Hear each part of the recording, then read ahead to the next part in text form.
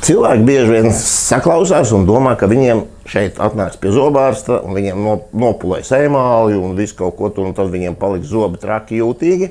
Tas, protams, ir mīts. Mēs kā vienmēr uzliksim jums uz smagām topikālu anestētiķi. Higiēna. Tas ir, kā es saviem pacientiem bieži saku, tā ir kā tehniskā apkopa un tehniskā apskate jūsu mutē, ne tikai jūsu zobiņiem, bet arī jūsu mutē. Ja? Jo, ja mēs to neveiksim, lai cik labs motors mašīnai būtu, un mēs nemainīsim eļas, nemainīsim filtrus, mēs viņu agrāk vai vēlāk nokausim. Šeit notiek tas pats. Ja mēs to tehnisko apkopu neveicam, mēs vienkārši tos zobiņus zaudēsim. Jo tam motoram vai zobiņiem ir lielāks resurs, mēs viņus zaudēsim varbūt nedaudz vēlāk, bet tas, diemžēl, ir neizbēgami.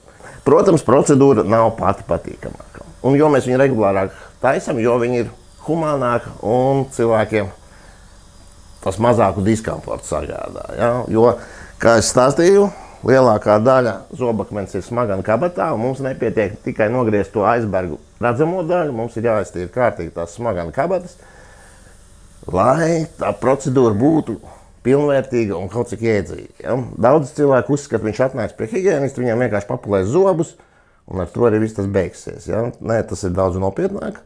Ja? Mēs arī diagnosticējam jebkuras sliktās lietiņas, mutes mīkstajos audos. Mēs neaprobežojamies tikai ar kaut kādu zobu tīrīšanu. Zobu emāli tas ir pats cietākais, kas mums vispār ķermenī ir. Nekā cietāk par zobu emāli cilvēkiem nav ķermenī. Ja?